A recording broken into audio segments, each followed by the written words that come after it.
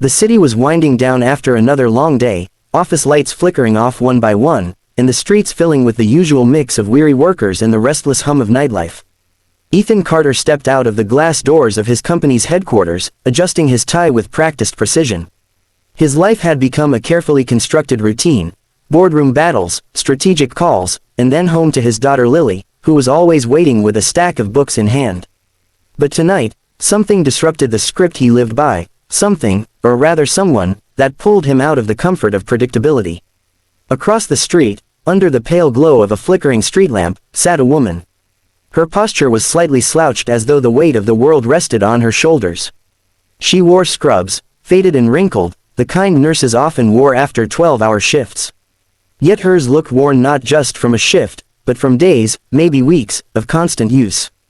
Her hair was pulled back in a loose bun, strands falling around her tired face, and in her arms she hugged a faded backpack as if it were the last thing tethering her to security. Ethan wasn't the type to stop for strangers. Years of navigating the cutthroat corporate world had trained him to keep moving, to focus, to avoid distractions that tugged at sentiment. But something about her expression rooted him in place. It wasn't just fatigue, it was a haunting mixture of pride, pain, and quiet desperation. He saw her glance around at people passing by, eyes darting like someone who didn't want to be noticed yet silently hoped someone might. Against the instinct to walk away, Ethan crossed the street. His polished shoes clicked against the pavement as he approached, and when his shadow fell across her, she flinched, clutching the backpack tighter. "Miss, are you all right?" His voice was softer than usual, stripped of the commanding edge he reserved for boardrooms. The woman looked up quickly, eyes wide. For a moment, she seemed ready to bolt. I'm fine," she murmured, though her trembling hands said otherwise. "Just resting." Ethan studied her more closely, noticing the faint hospital logo embroidered on her scrub pocket, nearly rubbed away. "You're a nurse?" he asked gently. She hesitated, then gave a small nod. "I was, until a few months ago. The hospital let a bunch of us go. I've been trying to find work again, but," she trailed off, biting her lip as though ashamed of what she was about to admit. "Rent doesn't wait. Landlords don't care about resumes." Her voice cracked at the end, and she quickly turned her face away, pretending to adjust her bag so he wouldn't see the tears threatening to spill. Ethan's chest tightened. He thought of Lily at home, safe and warm, already tucked into her pajamas. What if this woman were his daughter one day, stranded in a world that looked the other way? "You don't have anywhere to stay tonight." His tone carried no judgment, just quiet concern. Her silence was answer enough.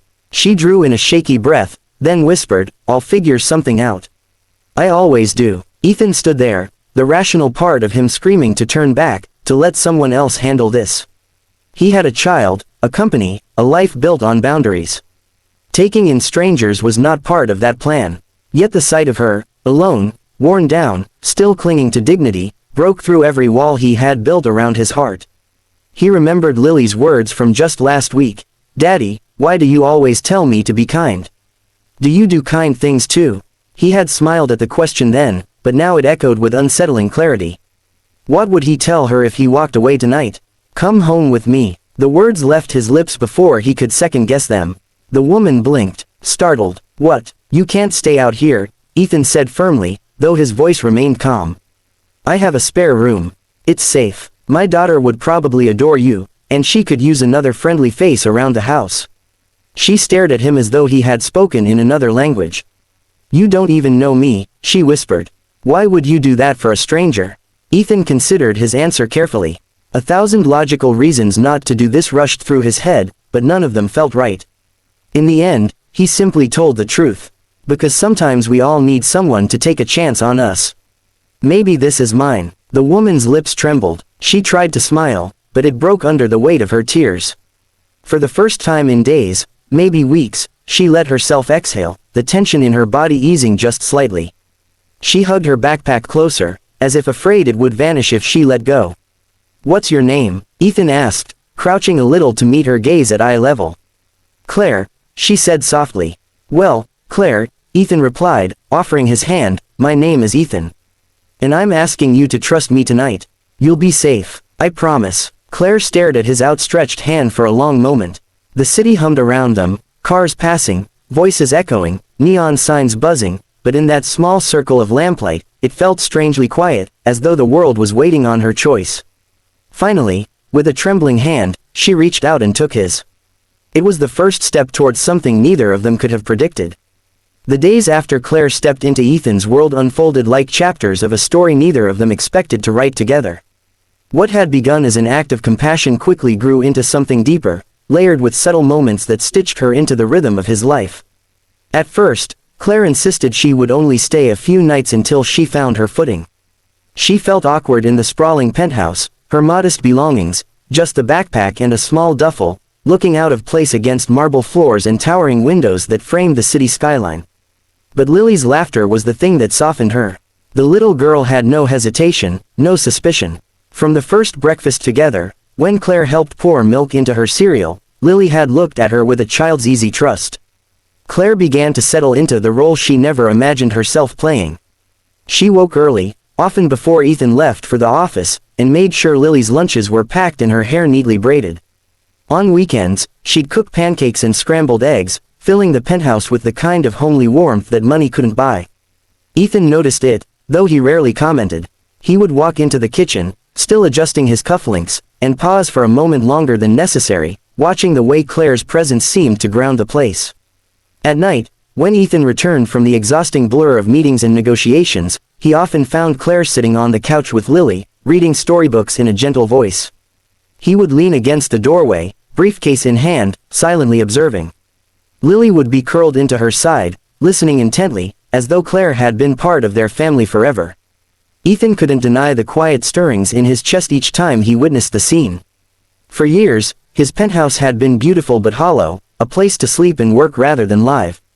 Now it echoed with laughter, smelled of home-cooked meals, and felt alive in ways he hadn't realized he craved. One evening, Lily tugged at Ethan's sleeve as they sat together, watching Claire flip the pages of a fairy tale book by the fireplace. "Daddy," Lily whispered, her voice filled with innocent certainty, "can she stay with us forever?" The words sent a jolt through him. He looked down at his daughter's hopeful eyes, then back at Claire, who was completely unaware of the conversation. She sat cross-legged on the rug, the firelight softening her features, her voice calm and melodic as she read. Ethan's throat tightened. Lily had lost her mother when she was too young to remember, and though Ethan had done everything to fill that void, he knew he couldn't give her everything. Claire was giving her something he couldn't. Tenderness, presence, and a sense of family that wasn't burdened by responsibility alone. Later that night, after Lily had gone to bed, Ethan found Claire in the kitchen rinsing dishes. She hummed quietly to herself, a habit she had when she thought no one was listening. He leaned against the counter, watching her. "You know," he said, breaking the silence, "you don't have to do all this. The cooking, the helping with Lily. You're supposed to be focusing on yourself, on finding your next step." Claire glanced over her shoulder with a small smile. "I like doing it, it makes me feel useful again. After losing my job, I felt like I lost more than a paycheck. I lost purpose. Being here, helping Lily, even something as simple as making dinner, it gives me back a part of myself." Her words struck him more deeply than he expected. He pushed away from the counter, closing the distance between them. "You've done more than help. You've changed this place. You've changed us." Claire blinked, the dish towel frozen in her hand. She looked at him carefully, as though trying to gauge the meaning behind his words. "Ethan," she began, hesitant, "I never wanted to be a burden." "You're not," he said firmly, his voice lower now. "You could never be." The air between them shifted. Claire turned back to the sink, but her hands trembled slightly as she placed the last dish down. She could feel his presence behind her, steady and warm, and it unnerved her in a way that was both frightening and comforting. Days turned into weeks, and soon Claire began interviewing at hospitals again. She'd leave in the mornings, nerves evident but determination written across her face. Ethan would watch her walk out, a quiet pride growing in him each time. When she came home, Lily would rush to greet her with hugs and questions, and Claire would beam, her tiredness dissolving in the child's enthusiasm. Ethan couldn't deny the admiration blooming inside him. She wasn't just rebuilding her life, she was building something with them, even if she didn't realize it. One rainy evening, Ethan returned home later than usual. He found Claire in the living room, sitting by the fire with a book, though her gaze was distant. The storm outside rattled the windows, and the warm glow of the flames painted her face with a soft melancholy. He sat down across from her, and for a while they listened to the rain in silence. Do you ever think about how everything can change in a single moment? Claire asked suddenly, her voice thoughtful. One day you have a job, a home, a plan. The next, it's all gone. And then, somehow, life gives you something completely different. Ethan studied her, the flickering firelight reflecting in his eyes. Yes, he said quietly. I think about that a lot. Their gazes met, and for a long moment, neither of them looked away. The unspoken truth hung between them, heavier than words but clearer than anything they had said. Finally, Ethan broke the silence. Claire, when I asked you to come home with me that night, I thought I was offering you shelter. But the truth is, you gave Lily and me something we didn't even realize we were missing. You gave us a home. Her breath caught, and the tears that welled up were not from despair this time. They shimmered with gratitude, with relief, with a hope she hadn't dared to feel in so long. Ethan reached across the small space between them and took her hand, steadying the tremor in her fingers. She didn't pull away. The rain outside softened, as though the storm had passed not just in the sky, but within them too. And in that moment, Claire knew her life had shifted forever, not because Ethan had saved her, but because together, they had saved each other.